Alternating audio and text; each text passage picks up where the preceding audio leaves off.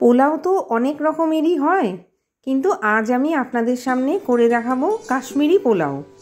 আমার কাশ্মীরি পোলাও বানাতে লাগছে, এখানে আছে বাসমতি চাল 200 গ্রাম মানে 1 কাপ, তার সাথে 1 কাপ দুধ, আর লাগছে ঘি, এছাড়াও কাজু, কিশমিশ, অ্যালমন্ড আর আদা বাটা, এখানে আছে মৌরি রোস্ট করে গুঁড়ো করা, আর চিনি, আর স্বাদ মতো নুন দেব, আর এখানে আছে পনির ছোট ছোট কিউব করে কাটা।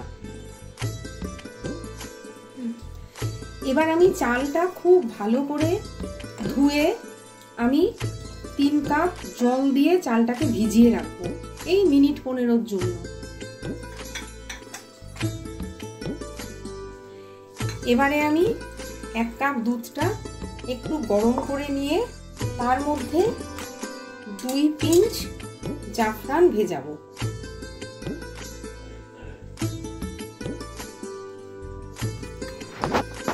গ্যাসের ফ্লেমটা আমি অন করে প্রথমে 2 চামচ ঘি আর একটু সাদা তেল দিচ্ছি।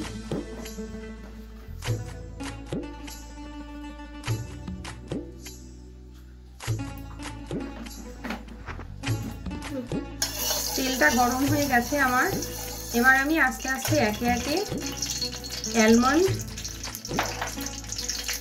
আর কাজু দিয়ে দিলাম। মিনিট খানেক একটু নাড়াচাড়া করে ভাজা ভাজা হলে আমি এর মধ্যে কিশমিশটাও দিয়ে দেবো।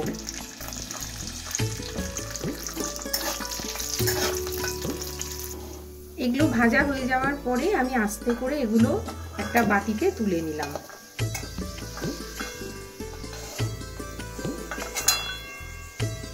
এবার পনিরের দিয়ে দিলাম, এর সাথে খুব অল্প পরিমাণে একটু লবণ দিলাম। এগুলো খুব হালকা ভাজা হবে। পনিরগুলো আমার খুব হালকা করে ভাজা হয়ে গেছে। এইবার পনিরগুলোকেও আমি বাটির মধ্যে তুলে রাখছি।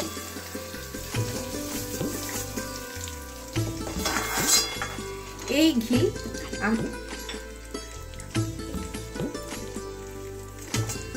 এবারে এই ঘিটার মধ্যে আমি দেব শুকনো ফোড়ন হিসাবে 2টো তেজপাতা, একটু দারচিনি, একটু ছোট এলাচ, একটু লবঙ্গ, একটা স্টার অ্যানিস আর অর্ধেক জয়িত্রীর ফুল। আমি এটা একদম গুঁড়ো করে দিয়ে দেবো।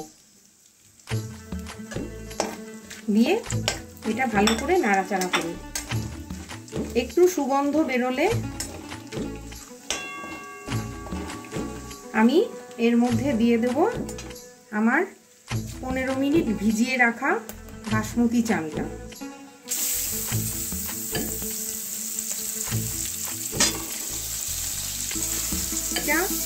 চালটা দেওয়ার পর একটু ভালো করে ভাজা ভাজা করে নিতে হবে।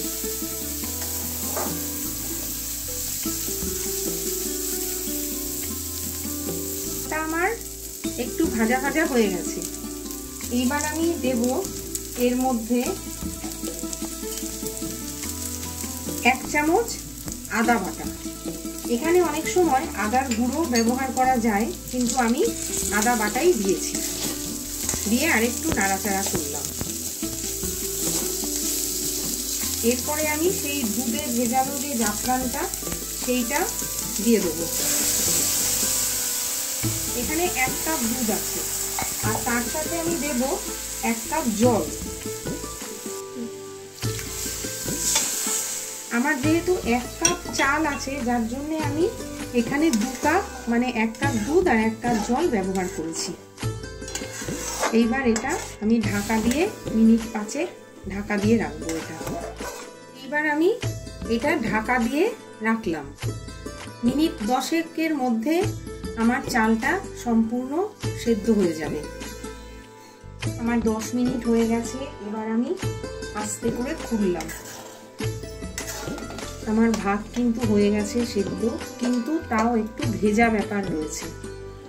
আচ্ছা, এইবার আমি দিয়ে দেবো পরিমাণ মতো লবণ, 2 চামচ চিনি, আর কাশ্মীরি পোলাওয়ের মেন ইনগ্রেডিয়েন্টস এটা হলো রোস্টেড মৌরি গুঁড়ো করা। এটা কিন্তু কাশ্মীরি পোলাওয়ের একটা অন্যতম উপকরণ। এবার আমি ভালো করে একটু নেড়ে দিই। ভালো করে নেড়ে আমি আবার 2-3 মিনিটের জন্য ঢাকা দিয়ে রাখবো।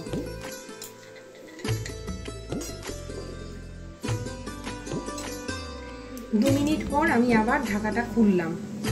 খুলে আমার কাশ্মীরি পোলাও প্রায় রেডি হয়ে গেছে। এবার আমি একদম শেষ দুটো উপকরণ আমি দেব, সেটা হচ্ছে আপেল আর 2-3 চামচ বেদানা। এই দুটো মিশিয়ে আমার কাশ্মীরি পোলাও কিন্তু একদম সুন্দর হয়ে গেছে। আমি এই দুটো মিশিয়ে এবার আমি আস্তে করে ঢাকা দিয়ে, গ্যাসটা অফ করে ঢাকা দিয়ে রেখে দেবো। এবার আমি একদম একদম শেষে ভেজে রাখা ড্রাই ফ্রুটস আর পনিরটাকে দিয়ে একদম মিশিয়ে নিলাম। আমার কাশ্মীরি পোলাও কিন্তু পুরোপুরি সার্ভিংয়ের জন্য রেডি।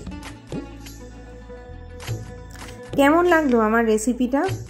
যদি ভালো লাগে অবশ্যই কমেন্ট করে জানাবেন, খুব আনন্দ পাবো।